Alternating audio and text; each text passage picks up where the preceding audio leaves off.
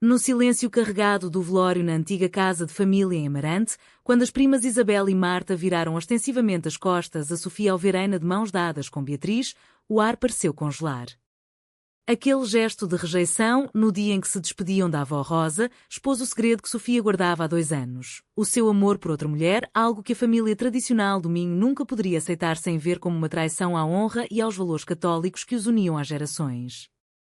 Sofia sentiu o peito apertar como se uma mão invisível a sufocasse, os olhos castanhos fixos nas costas rígidas das primas que até há pouco a tratavam como a sucessora natural da avó. O salão amplo, com os seus azulejos antigos e o cheiro a velas e flores murchas, encheu-se de murmúrios abafados que se espalhavam como veneno. O pai de Sofia, o respeitado engenheiro António Mendes, baixou a cabeça sem dizer palavra, enquanto a mãe, Dona Teresa, cobria a boca com as mãos trêmulas, as lágrimas escorrendo pelo rosto marcado pelas rugas da vida dura no campo. Beatriz, ao lado dela, apertou-lhe a mão com mais força, os dedos quentes contrastando com o frio que se instalava no ambiente. Como é que pudeste trazer esta vergonha para aqui, Sofia? Sussurrou a tia Luísa, a voz carregada de nojo, enquanto as outras primas se afastavam em grupo, formando um muro invisível de reprovação. Sofia queria gritar, explicar que o amor por Beatriz não era uma escolha passageira nem uma rebeldia de juventude, mas sim a única verdade que a fazia sentir viva depois de anos a fingir ser a filha perfeita, a arquiteta bem-sucedida que regressava a Porto todos os fins de semana para cumprir o dever familiar. Mas as palavras ficavam presas na garganta. A avó Rosa tinha morrido há 3 dias, aos 87 anos, depois de uma vida dedicada à família, ao vinho verde das vinhas da propriedade e às tradições que nunca questionara. Agora, no velório aberto a toda a aldeia, o escândalo espalhava-se mais rápido que o fumo das velas. Vizinhos olhavam de soslaio, alguns benzendo-se discretamente, outros desviando o olhar como se Sofia tivesse trazido uma praga.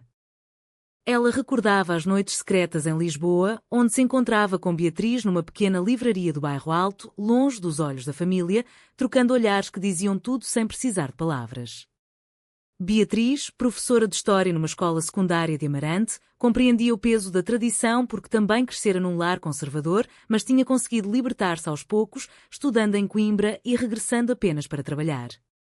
Sofia, porém, carregava o fardo de ser a neta mais velha, a que herdaria as terras e a casa senhorial que a avó tanto amava. Vamos embora, murmurou Beatriz ao ouvido dela, a voz suave mas firme, não precisas de ficar aqui a sofrer. Mas Sofia não podia. Fugir seria admitir derrota, e a avó sempre lhe ensinara que a família era sagrada, mesmo quando doía. As horas seguintes foram um tormento lento. O padre chegou para a missa, as orações ecoaram no salão, mas ninguém se aproximou de Sofia exceto a mãe, que a puxou para um canto e suplicou em voz baixa: Filha, nega isto, diz que foi um mal-entendido, pela memória da tua avó, pela nossa honra. Sofia sentiu as lágrimas queimarem, mas recusou-se a mentir mais. O dia arrastou-se até ao entardecer, com as primas a organizarem o café e os bolos como se nada tivesse acontecido, ignorando-a deliberadamente. Isabel, a mais velha das primas, aproximou-se uma vez só para dizer: Tu destruíste tudo o que a avó construiu, Sofia. Como é que consegues dormir à noite? A noite caiu sobre Amarante, as luzes da casa acenderam-se uma a uma e Sofia ficou sozinha no quarto de infância, Beatriz ao seu lado na cama estreita, abraçando-a em silêncio enquanto o vento do Minho assobiava lá fora. O conflito que começara com um simples gesto de mão dada agora ameaçava engolir a sua vida inteira, e ela sabia que o pior ainda estava para vir. O enterro no cemitério da aldeia, na manhã seguinte, foi ainda mais pesado que o velório. A chuva fina caía sobre as lápides antigas, misturando-se com as lágrimas de Sofia enquanto o caixão da avó Rosa descia a terra úmida. As primas mantiveram a distância, formando um círculo cerrado com os tios e os primos mais novos, todos vestidos de preto rigoroso, os rostos fechados em reprovação muda.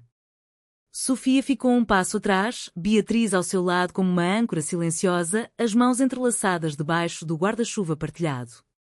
O pai não olhou para ela uma única vez, concentrado nas palavras do padre que falava de perdão e eternidade, mas Sofia sabia que o perdão não chegaria facilmente naquela família. Depois da cerimónia, quando todos regressaram à casa para o almoço tradicional, o ambiente explodiu em confrontos privados.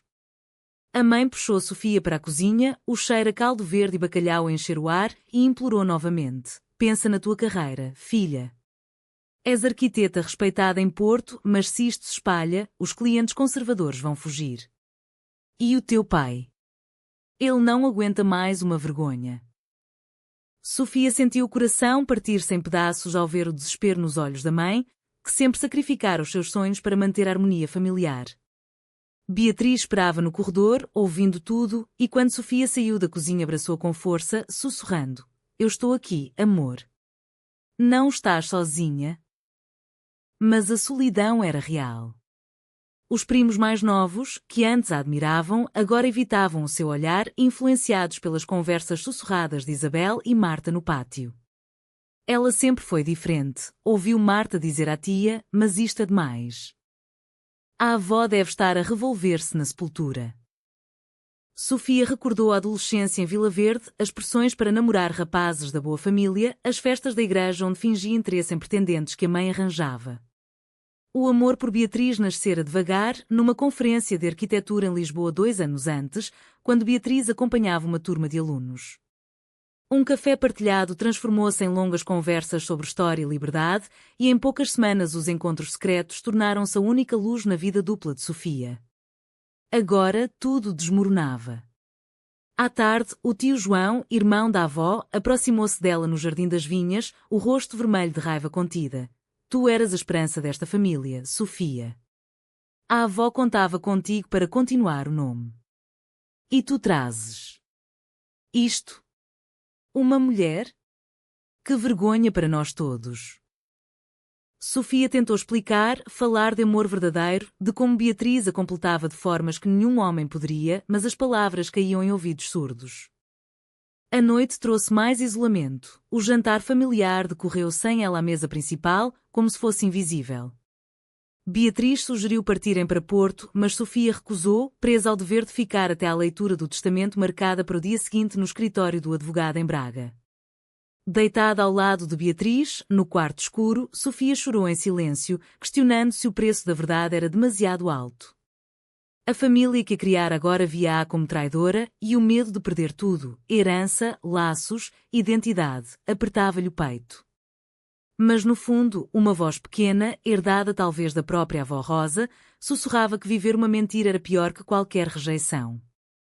A viagem até Braga para a leitura do testamento foi tensa, o carro de Sofia cortando as estradas sinuosas do Minho sob um céu cinzento. Beatriz ia ao volante, lançando olhares preocupados, enquanto Sofia olhava pela janela, revivendo cada momento de rejeição dos últimos dias. A família inteira estaria presente no escritório do Dr. Manuel Costa, velho amigo da avó, e Sofia preparava-se para mais humilhações. Quando entraram na sala austera com painéis de madeira e cheira a papel antigo, o ar estava carregado de expectativa. As primas sentaram-se na primeira fila, evitando deliberadamente o olhar de Sofia, que ocupou um lugar ao fundo com Beatriz. O advogado pigarreou, abriu o envelope lacrado e começou a ler as disposições habituais, legados pequenos para os netos mais novos, doações à igreja local. Mas quando chegou à parte principal, a voz dele hesitou.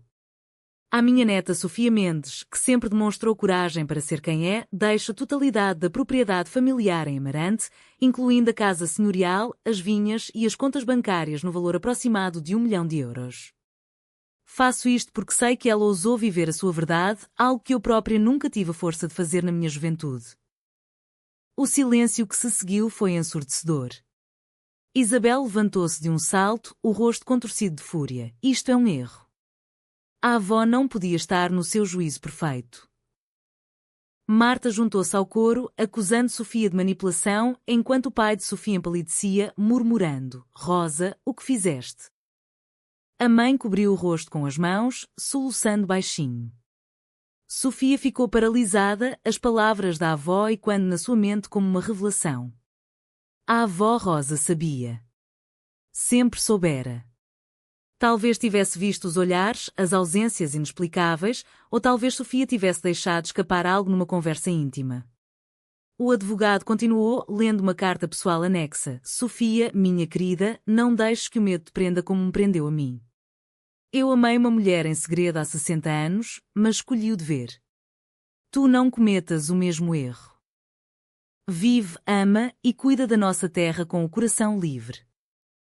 Lágrimas escorreram pelo rosto de Sofia, uma mistura de alívio e dor profunda. Beatriz apertou-lhe a mão, os olhos brilhantes de orgulho. Mas a família explodiu em acusações. Tu envenenaste a mente dela, gritou a tia Luísa para Sofia. Isto é chantagem emocional. O advogado tentou acalmar os ânimos, mas o caos instalou-se, primas ameaçando contestar o testamento, tios exigindo explicações, o pai saindo da sala sem olhar para trás.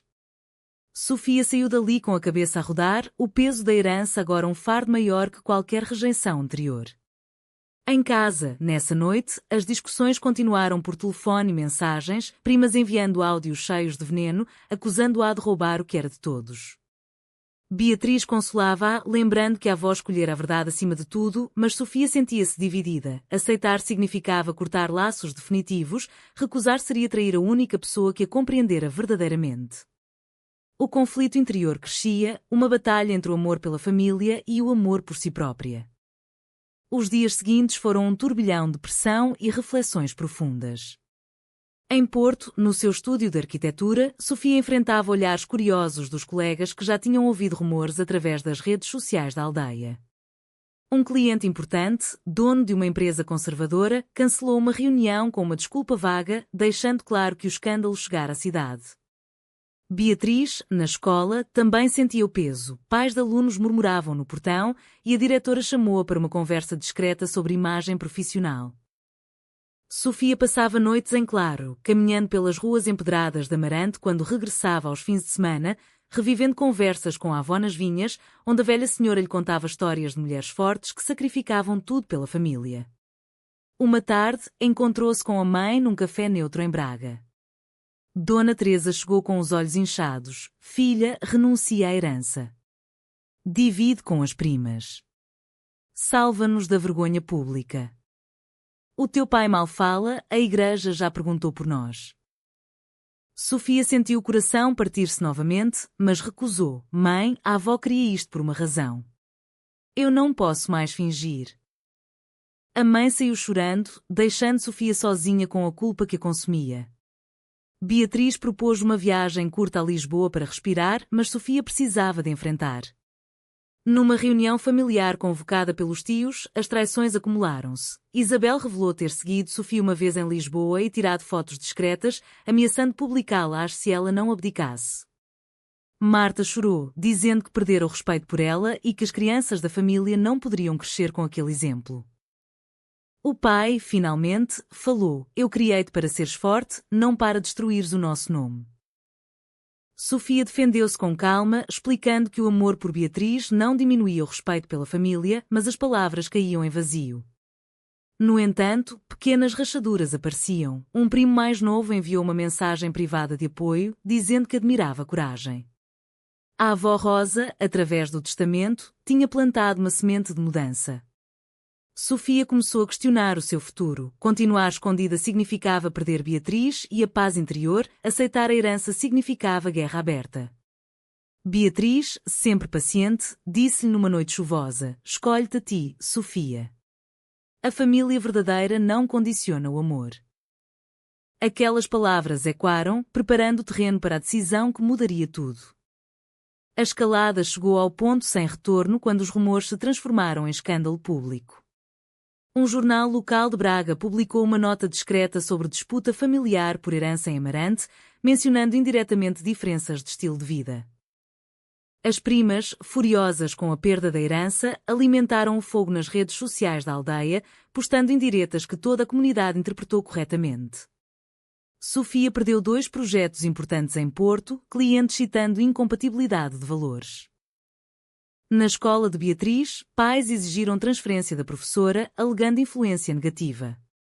O pai de Sofia sofreu um ataque de ansiedade e foi hospitalizado, culpando implicitamente a filha nas conversas com os médicos.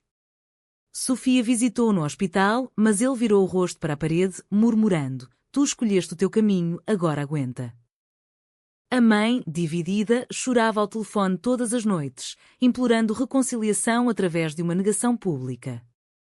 Mas Sofia, fortalecida pela carta da avó que relia diariamente, decidiu que não mais se curvaria.